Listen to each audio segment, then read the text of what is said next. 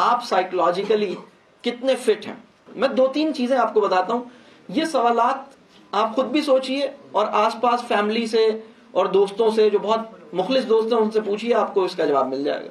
پہلی بات, اگر یہ پوچھا جائے آپ کی فیملی سے کہ آپ خوش نظر آتے ہیں تو اس کا وہ کیا جواب دیں گے؟ اور 4 پاسبل آنسرز ہیں: always, some times, always, often, some times, rarely.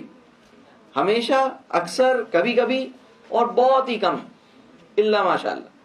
اگر آلویز کی کیٹیگری میں جواب آ رہا ہے تو الحمدللہ یہ پہلا سوال ہے کہ آپ, یعنی اس سے یہ پتہ لگ رہا ہے کہ الحمدللہ نفسیاتی طور پر معاملہ ٹھیک ہے, اور جتنا نیچے آ رہا ہے اتنا گڑبڑ.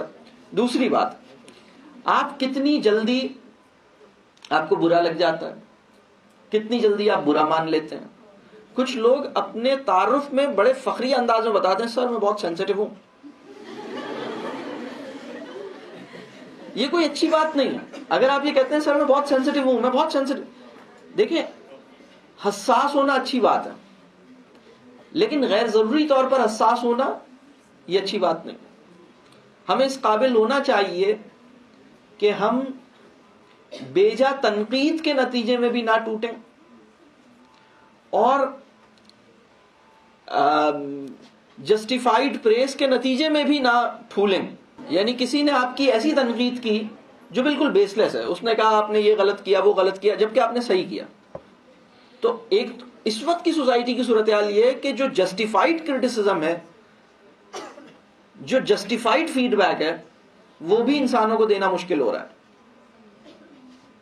یعنی جو جسٹیفائیڈ کرٹیسزم ہے اس کی بیسس پر بھی لوگ ناراض ہو رہے ہیں کہ آپ نے مجھے یہ کیوں بتایا کہ میں نے یہ غلط کیا, اب میں آپ سے ساری زندگی نہیں بات کروں گا. اس طرح کی سچویشن میں لوگ چلے گئے.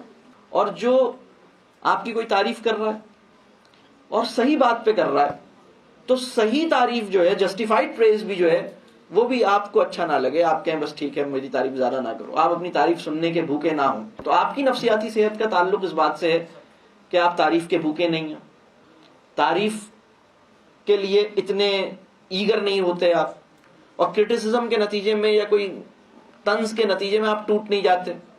اس وقت تو پرابلم یہ ہے کہ وہ انسان بھی برا مان رہا ہے جس کے اوپر کسی نے طنز نہیں کیا, ویسے ہی برا مان رہا ہے. مطلب اس کو فیل ہوا کہ شاید آپ طنز سوچ رہے ہیں لہذا برا مان لیا.